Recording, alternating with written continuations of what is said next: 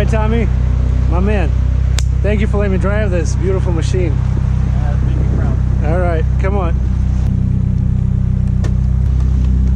Oh. I might need a steering wheel for this, right? Yeah, you might. All right. So the top button lines up with that top stud. That's it? There you go. Yep. Dude, this must be one of the cleanest ones in the country. I mean, it has to be, right? I don't know, man. I appreciate it.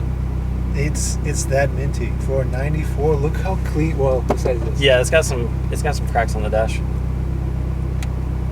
Holy cow. Okay. You can move the seat forward if you need to. Oh, I think I'm good. The clutch is pretty stiff. Whoa. Grabs hard as a.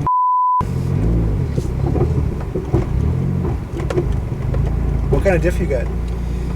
Cusco RS 2-way. Essentially, all parts that are kind of bolt-on you got in this car. Yeah, pretty much. The differential is, the Cusco. It's still on stock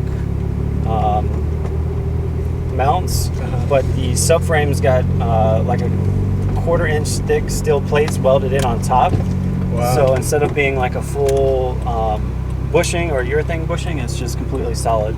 They're on the bottom too, so it's gonna make a little noise. Yeah, it's kind of loud. The clutch is really touchy. I guess this is my first time with a twin disc. Really? Yeah. The way it grabs is like an on-off switch. They're tight. I'm good on the left? Yeah, you're good. Alright, let's do this. So that's what you mean? Yeah, it gets a little bit smoother when you are smoother? Yeah. My bad. It's all good. Oh man. You just feel cool. Oh no. You know what I mean? It's definitely different. You have to kind of watch your spacing in the lane. It's natural to just kind of move over to the left side. Fifth, it's a 5-speed, right? Yeah, it's the same as you'll find in any H pattern 5-speed. Let me say this, dude. These seats are absolutely incredible.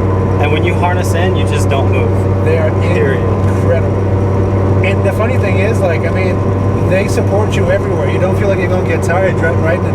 Oh yeah, you'll initially when you are racing or drifting, you'll want to use your legs to brace against the side bolsters. Right. But after a few laps, you can relax. Like you kind of let them go. Yeah, because you just don't move. You may get a little bit of knee sway, but you don't have to brace yourself as you're actually driving.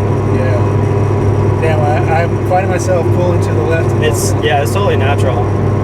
I don't know why. It's actually not that bad of a cruiser either. It spins high in the RPM range, so like 75 on the highway is kind of like my max. $4 grand, yeah. Yeah, it's not like too crazy stiff suspension. The seats aren't really comfortable for more than about an hour or so. Really? But this is 90s gearing for you. Like you get in my Audi, it's still a car that's based kind of in the 90s. And the same thing, like I'm going 80 and I'm revving $4 grand, you know? Yeah. People say like, oh, what's the fastest you've gotten your car up to? And it's just like, I don't know, maybe like 120 miles per hour. Like it's just as fast as this damn thing will go. Yeah. Maybe 130, I don't know. But I'll tell you this, man. One thing that's really different about these cars is the steering feel. Like new cars like my Mustang, there is nothing that the wheel tells you. Really? It's all electronic? Yeah, there's nothing that the wheel communicates with you. With this, especially with this tiny little wheel that's right here, you feel like you're in a race car. Like it talks to you. You know what I mean? Like every tiny little bit, I'm going to go over this paint stripe right here. Like I can sense it through the wheel. Yeah. And that's just, you don't get that with new cars, man. It's showing 175-ish thousand kilometers, right? Yeah, I think that's about 108 or 110,000 miles. Okay. And these are like hard-driven miles for this car because I lived in Yokosuka and I would drive 4 hours north to Ebisu. And I would spend a day or two drifting at Ebisu, and then I would drive 4 hours south. And then my favorite track that I would go to is Nikko Circuit. And Nikko Circuit is about 2.5 to 3 hours north of where I lived. So I would drive up, drift for about 6 to 8 hours, and then drive home. So it's got a lot of, I mean, it's, you know, high mileage kind of, but a lot of fun miles. Well, that's what you buy a car like this for, right? Yeah, exactly. And I love the simplicity of everything. There's just like probably what 8 or 9 buttons. That's it. Yeah, it's not overcomplicated. I mean, it's still it's a 90s car. I'm lucky to have digital instead of the analog. Cool. Yeah, I like that. I forget which year model they changed over digital to analog, or from analog to digital. So if you're a fanboy like here in the States and you want to get one of these, because you probably know better than me, what is it going to run you, something like this? The 14s that are already in the States are going to be from $14,000 to $19,000, just depending on, I guess, how original it is. Yeah, condition. What is your favorite part about this thing? If you had to pick one. I guess it's just a simple car. We're cruising right now. It's probably like 80 degrees outside. 77, yeah. AC's on. We could probably go for another 2 or 3 hours. If you wanted to take it to a circuit event to do time attack or like HPD racing or whatever, all you do is change tires. If you wanted to take it drifting, all you have to do is change tires. So you could do anything you wanted to with this car, and that's, I guess, just what I like about it most, is that it's made for anything. You could do anything you want. Yeah. You know, I'll be very honest with you, Tommy. When Darius told me that you found a Silvia, right? I kind of wanted to rag on it a little bit, because these cars, I think they get, like, you pull up to a high school, right? It's going to be so easy to pick up 15-year-old boys with this, right? Because, Yeah. I mean, this is the cult following that it has, right? Yeah. Oh my God, you see that Silvia, bro? Oh my God. It's a dude magnet. It is. It is. And it's like, you ask anyone, what's their dream car? Oh, it's a MK4 Supra. And I've been as a passenger in a Mark IV Supra, and it's an SC300, bro.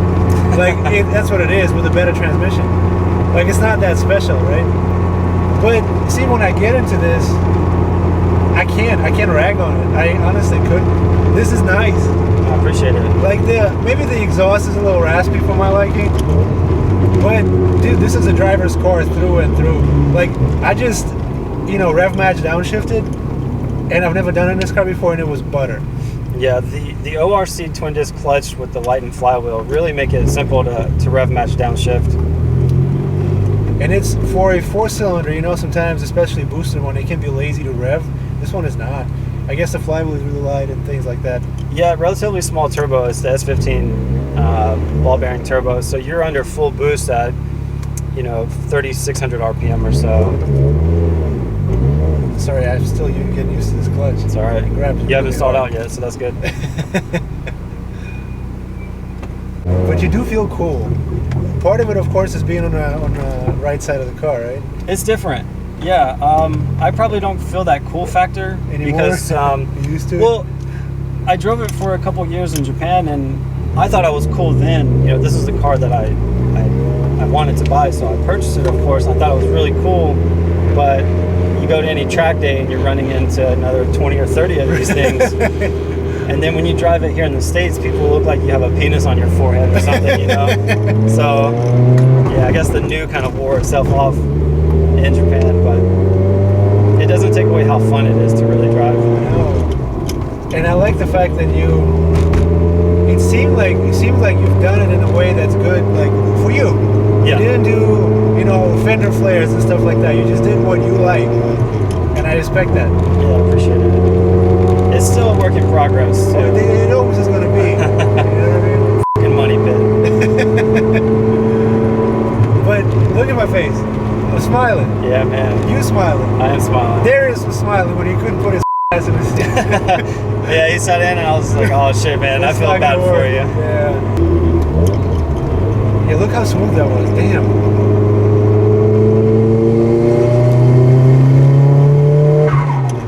Oh my God.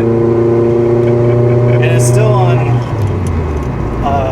low boost setting, which is just 1 bar. So it makes maybe like 280 or 290 horsepower. I needed this, man. Like, this is a good start to 2020 for me. There you go. Yeah. I think I might buy one, bro. Do it. Can I do a little third gear pull? Yeah, go for it.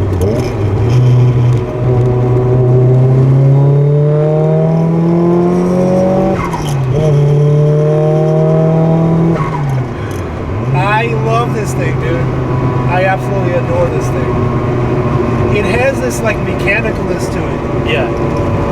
Because you don't have traction control. No traction control, no cruise control. If you look at my arms right now, I got goosebumps. Just from driving in a straight line, bro. Could you imagine drifting this thing? Like, it's a lot of fun. It's more fun sideways than it is straight. And it's not necessarily the most comfortable thing in the world, but getting there is not bad. Like, you could. Yeah. These seats are incredible. Absolutely incredible. As a driver, they build your confidence. You know, I had some Recaros in here before these, and your body would move so much. Yeah. You really had to brace yourself as you're counter steering for drifting. And when you change from a seat like that, which was very comfortable, but to a seat like this where you're really stationary, it just builds your confidence as a driver. You feel like more of a driver than in like a soft cushioning seat. And, you know, a lot of times when I get into these modified cars, they had stuff done to them in a way that I necessarily don't connect with. Like, people spend a lot of money on carbon fiber bits for their engine bay and like a harness in a car that has no intention of it being at the track, right? Yeah. But this has a really nice cage done to it. This has a really nice wheel, excellent seats, very good wheels and tires, it feels like. Yeah. The tune does not break up, you know what I mean? Like, it's done in a way that I would do it, and I think for that reason, I connect really well with this car. Like, could I, like if this was for sale right now, on Craig's for like 15 stacks, would I consider it? Hell yeah. You know what I mean? Like, that's kind of where I'm at. And it's quality parts that you know are going to last just as long as the car will. Yeah. You know, the roll cage is a Saito roll cage, one of the premier roll cage builders in Japan. Really? The steering wheel is Momo. It's matched with the Works Bell hub. It feels so good in your hands, bro. Like this grip right here. Yep. You feel like you're in a racing simulator, like one of those, you know, when you have the VR headset and whatnot. That's what it feels like, this wheel. It's nice and skinny. I hate the wheels that are like this. Yeah. And that turn-in, bro, like the first quarter second, yes, there's a little bit of numbness, but that turn-in, once it loads up and I guess gets on camber, oh my god, it is so sharp. Yeah, that's one of the things about the S chassis is that it's such a nimble car. Compared to some of the other JDM cars like the GZX90 or 100, it's much more of a heavy car that you really have to Because what does this weigh? Like 27, 28 maybe? I think that would be heavy for this car. I'd be surprised if it was over 25. No way. I mean, this is the low-end model, so we don't have a sunroof. We don't have an electric motor for the rear wiper. We don't even have a rear wiper. So it didn't even come with cruise control from the factory. So a lot of the stuff, ABS has been deleted. There's no ABS? No ABS. You and I gotta go to the track and party, bro. I'm down, man. This is awesome.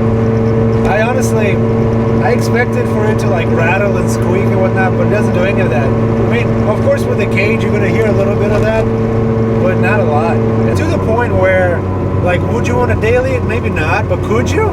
Yeah. Yeah, absolutely. You could. And this is just a typical stock SR trans, right? Yeah, stock SR trans. And it actually feels good. A lot of people complain about it, but it feels pretty good. I use Motul 75W90 for the gear fluid. Look, this is 4 to 3. Smooth. It's smooth, and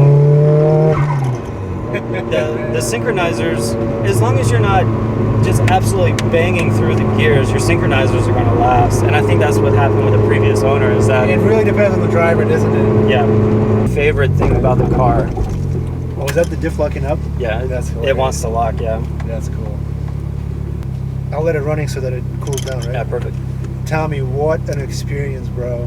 For real, like, this is one of the top 3 coolest cars I've ever driven. Sweet, man. I appreciate the compliments. I'm glad you enjoyed the drive too. No, it's unbelievable, and I think the car will usually reflect the owner, right? And the guy that had this before you treated it in a way that let it last, but also had it become something that's kind of timeless. Yeah. If you know what I mean. Like, I think this car will only keep appreciating. It's not going to really lose any of its value, and not only because of what it is, but because of how you guys kept it.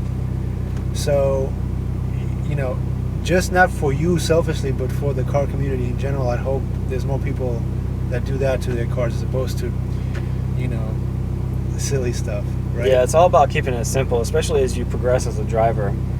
So this is still on the factory steering kit. You know, this is There's no angle kit. No angle kit from the factory. And I learned how to drift in Japan, and I spent those 2 years learning more about drifting.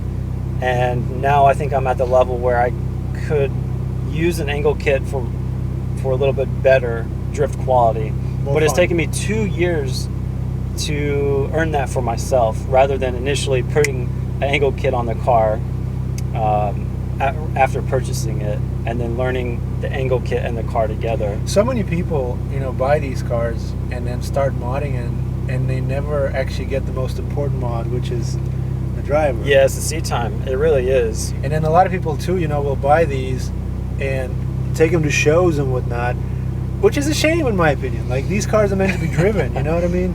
Like, shows are cool and whatnot, but like, drive it. Yeah, no, I agree. I would love to see more people driving, and it also kind of depends on the atmosphere and the community that you're in too. Sometimes, like here with us, we need to travel an hour or 2 hours to get to a track, where some people live a little bit closer and they do get to experience more seat time. And when you're in a community that likes to show off their possessions, it's easier to find meets to just park and hang out and discuss. But all it takes is just a couple of people, you know, being committed to making that journey. Well, I'm there with you, man. And like I said, when you're ready to take this thing somewhere, I'm down. I'll bring the Mustang and we'll party. We'll have some fun, man. I'm all Thanks for it. again for the experience, bro. What an unbelievable car. You're welcome.